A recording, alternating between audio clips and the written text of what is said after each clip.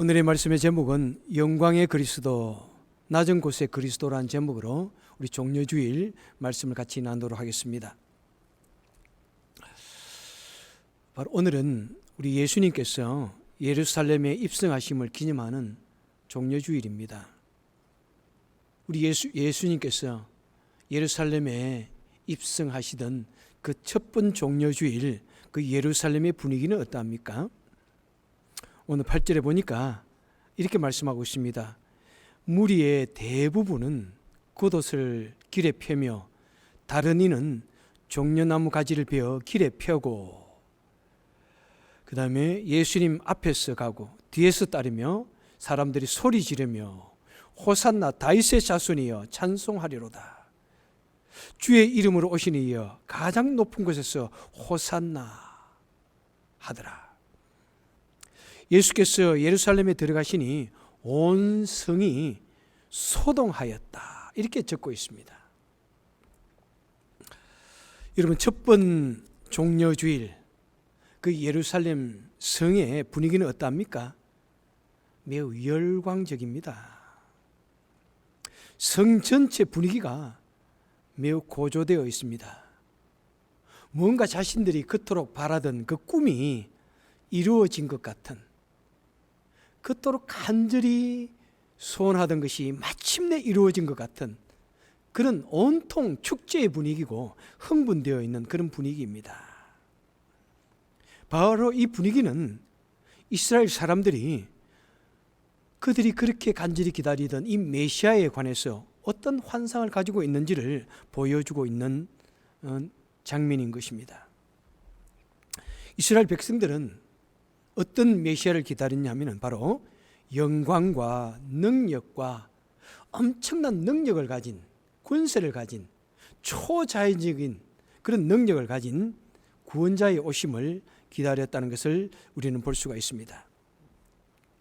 이 말씀을 이해하기 위해서는 먼저 이스라엘의 역사를 생각해 보아야 됩니다. 이스라엘의 역사는 시련과 고난의 역사입니다. 이스라엘이 하나님의 백성으로, 선민으로 택함을 입었지만은 그들은 항상 하나님께 불순종했습니다. 그들은 지나치게 자신들이 선민이라는 이유로 교만하여 졌습니다. 그리고 그들은 주위의 우상들을 따라 섬기면서 성적으로 타락하고 매우 하나님을 떠나는, 거부하는 그런 삶을 살았습니다.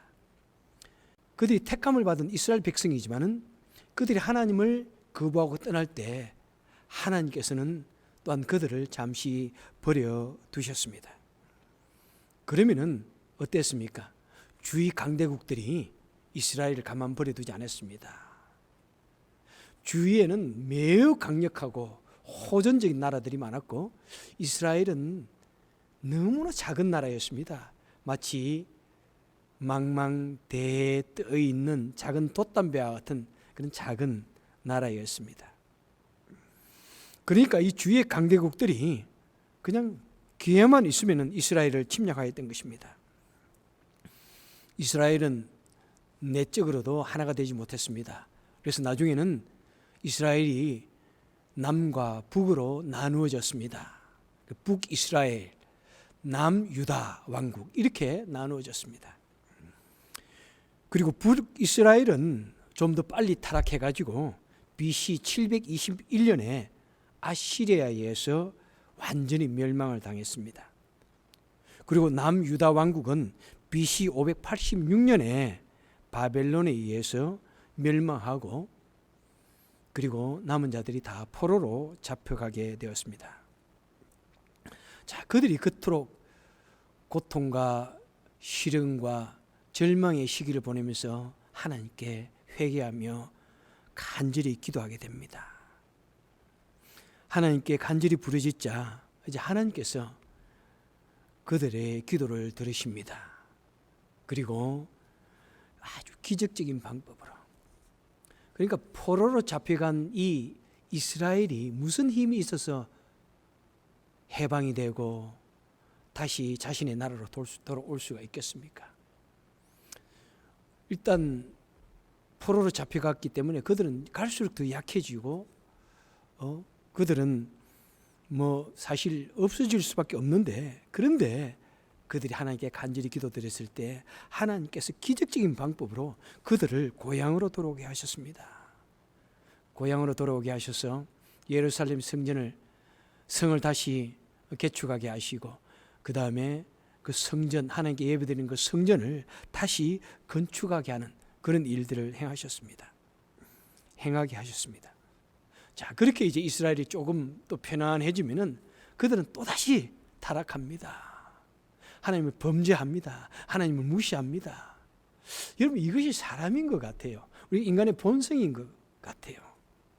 그렇게 다시 타락하면은, 그리고 하나님을 거절하면은 또 하나님께서 가만히 버려두십니다. 버려두셨더니 어떻게 됩니까? 또다시 주의 열광들이 일어나서 작은 이스라엘을 침공을 합니다. 이번에는 누가 침공합니까?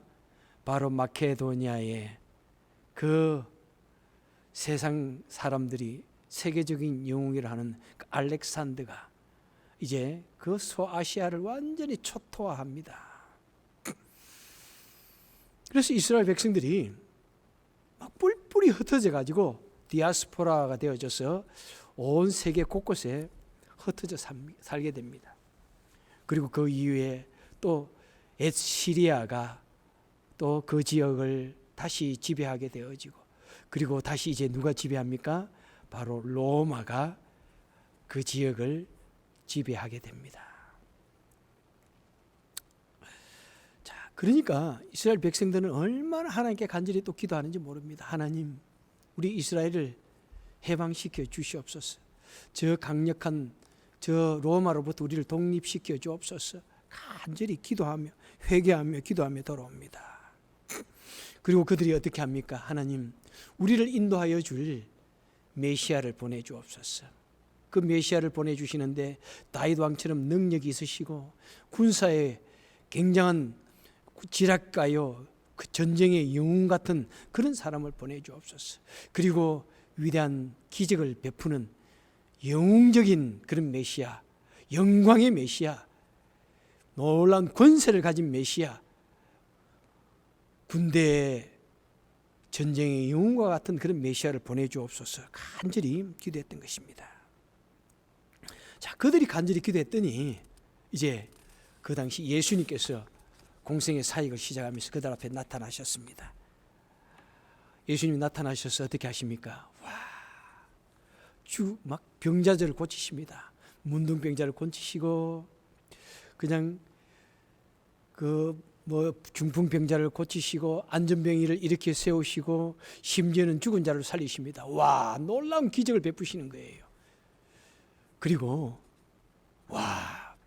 태풍이 일어나고 풍랑이 일어나는데 그 자연조차도 꾸짖어 가지고 잠잠케 하시는 그 놀라운 예수님의 능력을 보면서, 와, 그렇구나, 이제 우리 예수가 바로 이분이 우리가 기다리는 그 메시아구나, 그렇구나, 저토록 놀라운 능력을 가지고 기적을 베푸는 저분이 놀라운 능력으로서 로마 병정을 다 물리칠 거야, 그렇게 기대를 하게 됩니다. 그래서 바로 우리가 기다리던 그 메시아가 마침내 오셨다, 그렇게 생각을 했던 것이죠.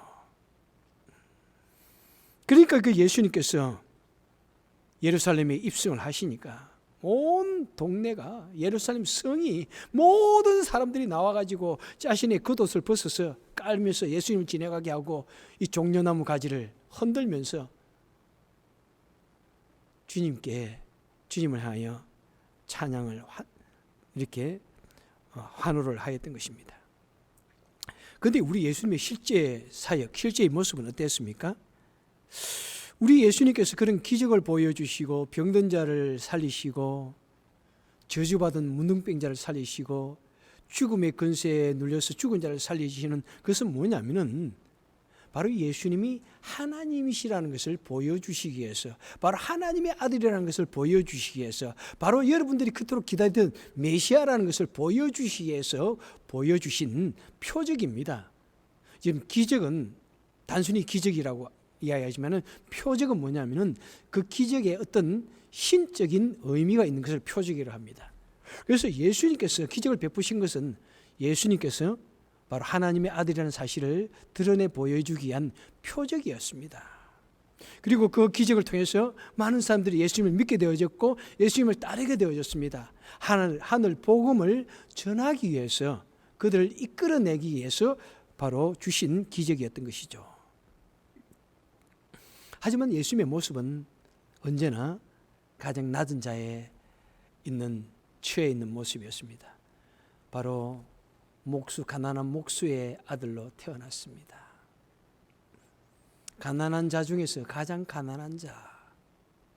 요즘처럼 큰 목수나 된다고 그러면은 아키텍이나 그런 컨트랙, 큰 회사의 컨트랙이 된다면 잘 산다고 할 수 있겠지만은 예수님의 아버지 요셉은 그렇지는 않은 것 같아요. 그냥 동네에서 에이 요셉 와서 나를 조금 좀 도와주세요. 우리 부엌이 좀 무너졌네요. 좀 고쳐주세요. 그 정도. 지붕이 좀 무너졌네요. 와서 고쳐주세요. 개우개우 먹고 살 정도로 살아가는 가난한 사람. 낮은 자의, 가난한 자의 아들로 태어나셨습니다. 그리고 그 자신도 역시 낮은 자의 모습으로, 비천한 모습으로, 겸손하신 모습으로 또한 천하고 버림받고 병들고 약한 사람들에게 친히 가셔서 그들을 돌보셨습니다. 우리 예수님은 결코 놀란 능력과 영광의 모습으로 오신 것이 아닙니다.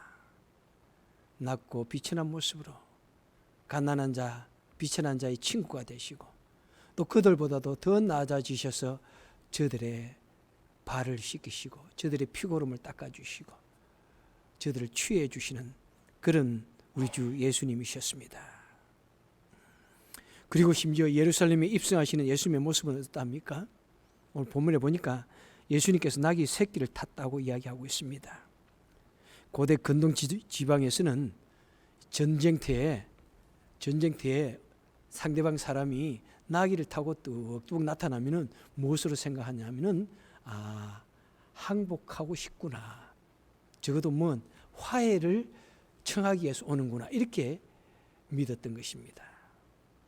전쟁터에 사용되어지는 동물은 무엇입니까? 말입니다. 흰 말을 타고 뚜벅뚜벅 나타나면은 누구든지 나와서 나랑 한번 싸우자. 자신의 그 용맹함을 과시하고 자신의 그 강함을 드러내고 싶어 합니다. 그런데 그 말에 비해서 이 노새는 얼마나 작고 못났습니까? 잘 달리지도 못하고 토복토복. 사실은 짐 실어 나르는 거잖아요. 생긴 것도 못생겼고, 그죠? 너무 초라하고. 나귀를 타고 토복토복 나타났다는 것입니다. 바로 겸손의 상징이고 화해의 상징이고 비천함의 상징입니다. 그래서 우리 주님의 예루살렘 입성을 일컬어서 승리의 입성이다 그러는데 역시 그것도 우리가 너무 예수님의 그 영광의 모습만을 생각하는 측면에서 그렇게 말씀하실 수 있지만은 사실은 예수님의 예루살렘 입성은 화해의 사자로서의 입성인 것입니다. 예수님께서는 나는 여러분들과 싸우기 위해서 온 것이 아닙니다. 나는 내 자신을 화목의 제물로, 화해의 제물로 드리기 위해서, 죽어주기 위해서 왔습니다. 자신의 목을 내어놓고 나를 죽여주세요 하는 것이 바로 우리 주님의 모습인 것입니다. 우리 주님은 이렇게 영광의 메시아로 오신 것이 아닙니다. 권력을 가진 손에 쥔 메시아로 오신 것이 아닙니다. 너무나 초라하고 비천한 모습으로 화해의 사도로 작은 자를 위해서 오신 우리 주님, 자신을 희생 제물로 내어주기 위해서, 죽어주기 위해서 그 사지로 터벅터벅 걸어 들어오시는 그 예수님의 모습을 우리는 기억해야 할 것입니다. 여러분, 이것이 우리 기독교가 믿는 예수님의 모습입니다. 이것이 바로 우리 기독교가 믿어야 할 실제적인 예수님의 모습입니다.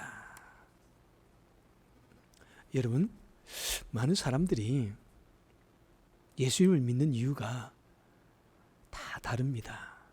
그 중에 어떤 사람들은 가만히 보니까요, 왜 종교를 가지냐? 왜 예수를 믿느냐? 그럴 때 많은 사람들이 자신의 꿈을 이루기 위해서, 자신의 소원을 이루기 위해서, 하나님, 내가 지금 이런 걸 계획하고 있는데, 하나님, 내가 지금 이런 사람이 되어야 되는데, 하나님 꼭 나를 도와주세요. 하나님을 내 성공의 도움자, 조력자 정도로 하나님을 평가절하해버리는 모습들이 참 많습니다. 하나님, 내가 지금 부자가 되어야 되는데요. 이 부자가 될 수 있도록 내 사업장을 잘 일으켜 주셔야 됩니다. 하나님, 내가 지금 높은 자리에 올라가야 되는데요. 이번에 국회의원 꼭 당선되게 해주세요. 내가 권력을 쥐어야 됩니다. 하나님, 내가 좀 유명한 사람이 되게 해주세요. 내가 명예로 이름이 드러나야 됩니다. 그래서 얼마나 많이 기도하고 얼마나 많이 비는지 몰라요. 여러분, 한국에 가면은 산 모퉁이마다 그런 것을 비는 사람들이 뭐 줄을 쳐놓고, 그죠? 빕니다. 그런데 때로는 그 미신적인 무당들이 비는 거와 우리 기독교 사람들이 비는 거 별 차이 없어 보일 때가 많다는 것입니다. 여러분, 그 무당들이 비는 것, 굿하는 거 보셨나요? 대단합니다. 그 정성, 그 열정 대단합니다. 보셨어요? 뭐 웬만 해가지고는 그 정성이 뭐 우리 기독교가 지금 따라가지를 못해요. 작두 위에서 춤추는 무당 보셨나요? 웬만큼 뭐 열이 올라가지고는 그렇게 못할 거예요. 뭐 몇 시간 동안 소리를 지르면서 접신을 위해서 또는 뭐 귀신 뭐 어떻게 하기 위해서 뭐 하는 거 보면은 여러분, 그들도 굉장히 열정적입니다. 그런데 만약 우리가 그 예수님을 믿는 것이 어떤 나의 성공이나 내가 하는 것을 잘 이루기 위한 조력자로 기도하고 그것만을 우리가 목적으로 삼는다면은 여러분, 그 오해입니다. 기독교를 오해하시는 것이고 우리 그리스도를, 예수님을 오해하시는 거예요. 그 생각 버리셔야 됩니다. 만약 그런 마음으로 다른 종교와 뭐 같이 그런 마음으로 그런 뭔가를 바라면서 그 마음이 목적이 되어져서 그런 마음으로 기독교를 믿으면은 결국에는 그런 사람들은 우리 주님을 매우 욕되게 만듭니다. 여러분, 오늘날 우리 한국의 기독교가 세상의 지탄을 받는 가장 큰 이유는 무엇입니까? 바로 기독교를 통해서, 예수님을 통해서, 하나님을 통해서 영광을 얻기 위해서, 자신의 꿈을 이루기 위해서, 자신의 성공과 출세를 위해서 믿기 때문에 그렇습니다. 만약 그런 마음으로 아직도 예수님을 믿는다면 여러분, 포기하십시오. 그리고 결국에는 피차간에 실망할 수밖에 없을 것입니다. 포기하세요. 왜 그렇습니까? 내가 기도하는 바가 이루어지지 않으면 하나님 미워하게 되거든요. 예수님께서 내 기도를 들어주지 않는 것 같아서 실망하거든요. 그래서 나 예수님 안 믿을래요. 뭐 이럴 수도 있는 거예요, 여러분. 바로 오늘 그 군중들이 그렇지 않습니까? 수많은 사람들이 호산나 다윗의 자손이여 막 이렇게 종려나무 가지를 흔들다가,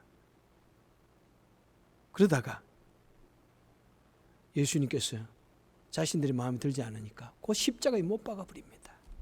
그에게 침을 뱉습니다. 돌을 던집니다. 주님을 향하여 야유합니다. 여러분, 우리가 안 그런 것 같아요? 우리 예수님을 여러분, 우리는 제대로 바르게 믿어야 됩니다. 이런 고난절에, 특별히 이런 무서운 재앙이 있는 이 고난절에 우리는 정신 차려야 됩니다. 이래서는 안 됩니다.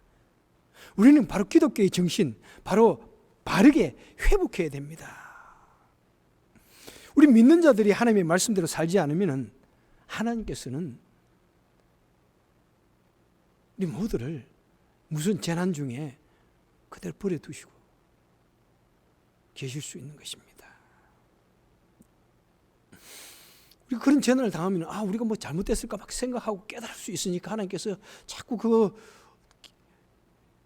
회개하고 돌아오는 그 숫자가 차기까지 버려두시는 거예요.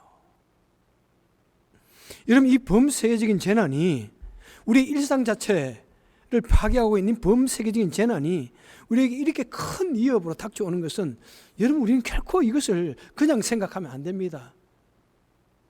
마음의 엘럿을 가지고 경각심을 가지고 이것을 통해서 하시는 하나님의 경고의 메시지가 무엇인가를 알면서 우리는 정말 회개하고 기독교의 본질로 돌아가야 됩니다. 기독교의 본질을 회복해야 됩니다. 주님의 경고의 메시지를 읽고 깨닫고 우리는 주님께로 돌아가야 됩니다. 여러분, 우리 사람이 추구하는 물질이나 성공이나 이런 거 다 무조건 쓸데없다, 다 버리라가 아닙니다. 여러분, 바르게 이해하셔야 돼요. 그것을 위해서 기도하지 말라는 게 아닙니다. 그것이 무엇입니까? 성도는 성실하게 공부하고 땀 흘려 일하고 성실하게 돈을 벌고 성실히 노력해서 사회 지도자가 되어야 됩니다. 국가의 중요한 행정 지도자 되어야 됩니다. 법을 다루는 사람도 되어야 됩니다. 그 다음에 정치 지도자들, 상하원, 대통령도 되어야 됩니다. 기독교인이 되어야 됩니다. 그것을 위해서 열심히 노력하고 그것을 이루어주기 위해서 하나님께 기도를 드려야 됩니다. 하지만 무엇이 다릅니까? 그것이 목적이 되어서는 안 된다는 것입니다.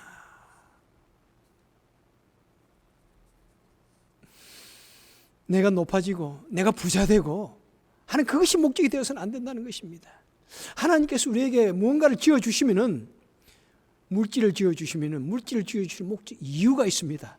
나에게 정치적인 어떤 권력의 자리를 지어주시면 권력을 지어주시는 목적이 있습니다. 나에게 어떤 풍성함을 채워주시면 다른 사람보다 더 좋은 것을 주시면 그것을 채워주시는 이유가 있습니다. 나 혼자 호의호식하고 사치하고 대단한 것 누리고 하라고 준 것이 아니라는 것입니다. 아무리 내가 큰 것을 누릴 수 있을지라도 그거 절제해야 돼요. 절제하고 그 대신 내가 하나님을 위해서, 하나님이 기뻐하는 일을 위해서, 또 어려움 당하는 사람을 위해서 내가 해야 할 것이 무엇인가. 내 것을 절제하지 않고서는 절대로 남에게 베풀 수 없습니다. 여러분, 내가 쓰고 남는 것으로 남에게 베풀 수 있나요? 아무도 없습니다. 왜 그렇습니까? 우리가요, 한 3,000불 벌 때는 3,000불에 맞게 생활을 해요. 집도 작고 아파트에 살고. 그런데요, 한 10,000불 벌면요, 그에 맞게 또 생활합니다. 큰 집도 사야 되고 좋은 차도 사야 되고 그러다 보면은 역시 모자라는 것은 항상 마찬가지입니다. 그래서 우리는 절제를 해야 돼요. 나에게 주신 것은 적어도 30%는 하나님을 위해서 써야 되겠다. 30%는 내 가정을 위해서, 또 30%는 주님을 위해서, 또 30%는 내 주위 사람들 위해서 써야 되겠다. 적어도 이런 삶의 계획은 좀 있어야 되지 않는가 생각을 합니다. 물론 그것이 내 삶 자체도 감당하지 못할 때는 남에게 베푸는 것도 힘들겠지만, 그죠?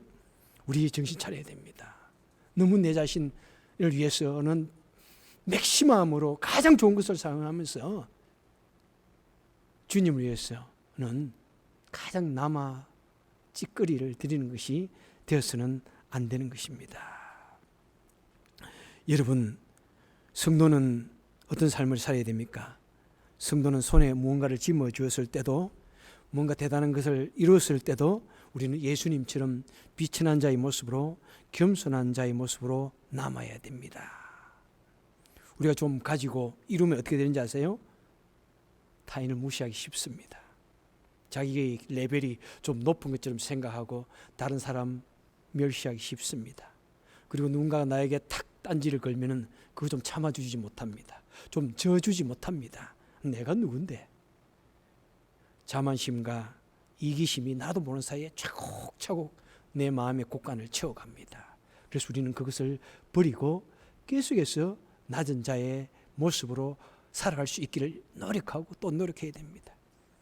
그리고 하나님께서 우리에게 지어준 그 물질, 그 자리, 그 권력을 통해서 우린 주님의 모습을 드러내고, 주님께서 우리에게 주신 사명, 나에게 주신 것이 있으면 주님께서 나보고 이렇게 하라는 것이구나, 그렇게 깨닫고 우리는 누구보다도, 그죠? 가진 자의 사명 아시지 않습니까? 가진 자의 사명, 그 사명을 감당해야 하는 것입니다. 여러분은 우리 기독교에 대해서 어떤 기대감을 가지고 계십니까? 성도 여러분, 여러분은 우리 예수님에 대해서, 메시아에 대해서 어떤 환상을 가지고 계십니까? 우리는 더 이상 예수님을 나를 도와주는 성공의 조력자로 생각했으면 안 됩니다. 하나님을 하나님으로 섬기고 우리 일생을 살아가면서 하나님을 위해서 살고 하나님이 기뻐하면 하나님을 기뻐하는 삶이 무엇인가 그것을 위해 살고 그리고 주님이 원하신다면 내 것을 내어놓고 내 것을 희생하기까지 살아야 할 것입니다. 결코 우리는 심심풀이 삼아서 놀기 삼아서 교회를 다닌다든지 하는 그런 것이 되어서는 안 되고 결코 우리는 직분 이런 것을 명예 삼아 생각해서는 절대로 안 되는 것입니다.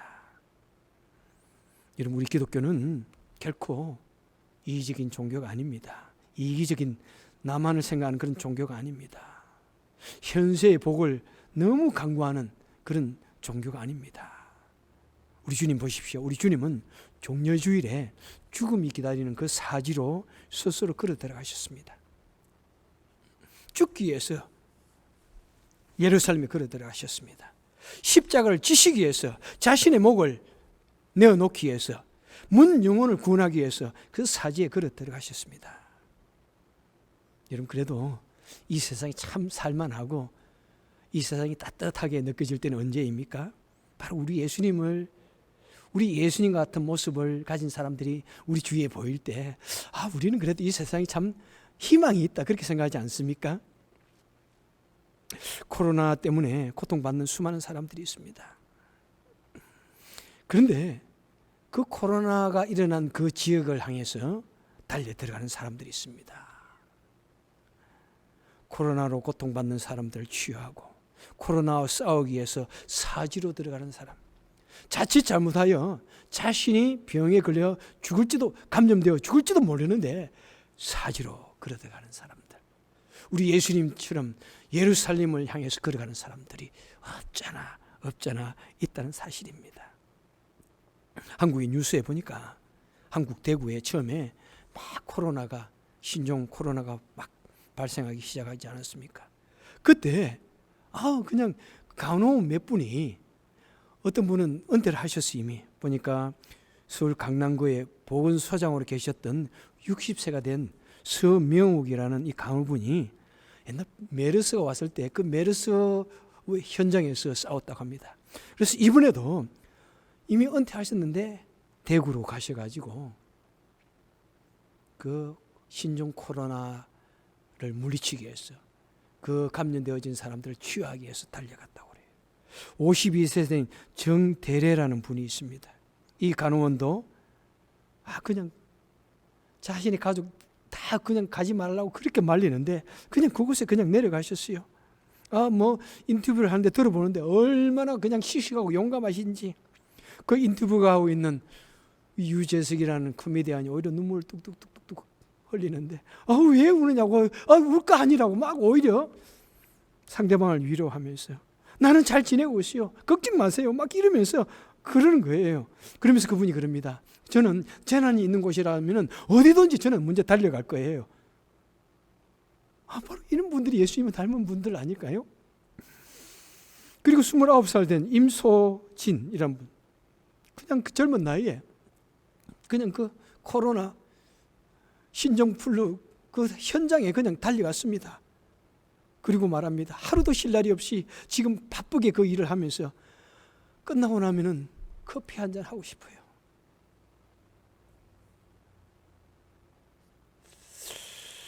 여러분, 저는 이분들이 예수 믿는 사람인지 아닌지 모릅니다. 근데 이분들이 참 예수 믿는 사람이라면 얼마나 좋을까? 우리 예수 믿는 사람들이 예수님을 믿음으로 말미암아 예수님을 믿기 때문에 그 예수님의 영향을 받아서 나도 예루살렘으로 가야지 하는 그런 마음으로 간다면 얼마나 우리 기독교가 더 좋을까? 더 정말 능력 있는 기독교일까? 이렇게 생각합니다.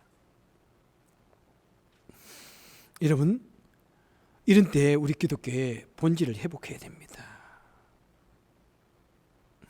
우리 좀 더 겸손하게 낮아집시다. 우리 좀 더 비천한 모습으로 섬기기를 즐겨합시다.